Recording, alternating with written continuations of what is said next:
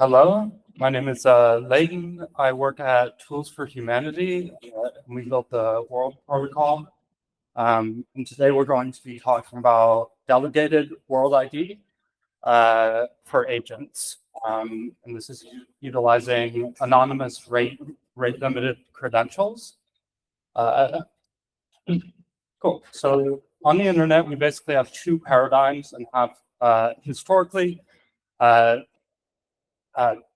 basically, we have websites that, or server-side authentication. It's basically impossible to determine whether a bot is acting on behalf of a human, whether it's spam, whether it's malicious, or kind of differentiate over any sort of factor what the bot's intention is.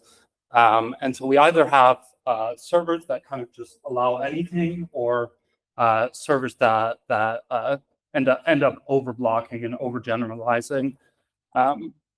And so historically, the paradigm has been CAPTCHAs, and historically CAPTCHAs were hard enough such that bot traffic could not solve it and human traffic could.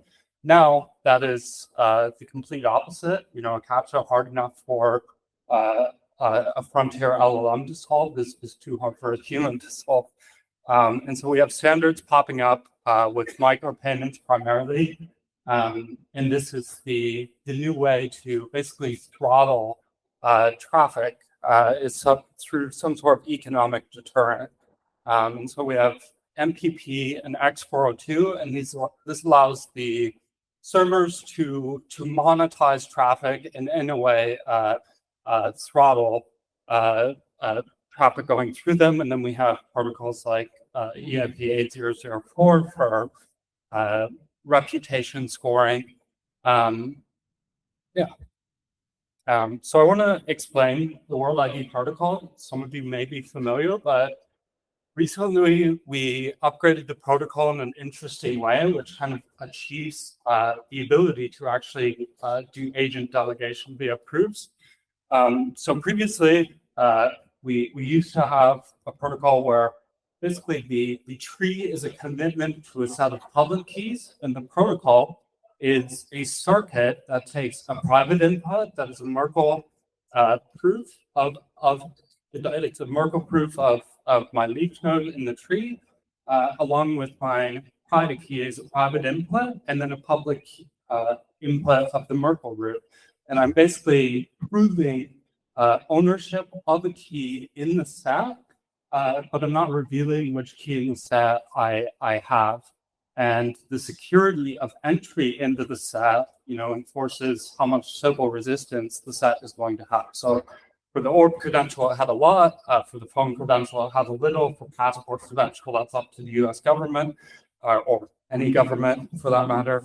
But the new protocol kind of achieves authenticator abstraction and credential abstraction. So we have a single key where each leaf node is a commitment to multiple authenticators, and each of those authenticators can have different permissions. And then the protocol itself is no longer proving any one of these Merkle commitments, but it's a single Merkle commitment that shows I own a witness to some leaf's authenticator, and then a credential just becomes a signature over that leaf index from some certificate authority. This is a much more efficient protocol, and it allows people to spin up their own credentials as they wish, and kind of have a generic ZK framework with authenticator abstraction that they can utilize for authentication. And so this very simply works via query proof. So I, as an authenticator, I present, a server issues a challenge to me, and that challenge is saying, prove to me that you own some credential that is a part of this set. And the query proof, without revealing the credential, the authenticator signature, or the leaf node in the tree, proves that statement to the server. And the server is kind of domain scope, so you can think of it as kind of similar to a passkey when I sign over some context of the domain. This is very similar. We have an oblivious pseudo-random function that hashes the domain context with the context of the proof and produces some nullifier. But that nullifier is scoped to the relying party. And this achieves a new level of privacy that the previous protocol did not have, which is that any single relying party can enforce Sybil via nullifiers, but those nullifiers are scoped to the context of the relying party itself. So I, as an outside observer, cannot cross-correlate the histories of different world ID proof presentations across different domains. And this is a little bit just a visual of kind of how it works. We have issuers. Those issuers sign over credentials, and the users custody those credentials on device. In this case, the user presents a world ID proof, which delegates an authenticator. That authenticator is a key pair that an agent can use within some scope. And then the agent can then create world ID proofs on my behalf without having full control of my world ID, which wouldn't have to be the case in the previous protocol, i.e., it cannot make administrative changes over my authenticator set. And so what's being added, we have any credential type. I kind of talked about this, but private between relying parties, we have delegated keys are kind of scoped over some epoch boundary.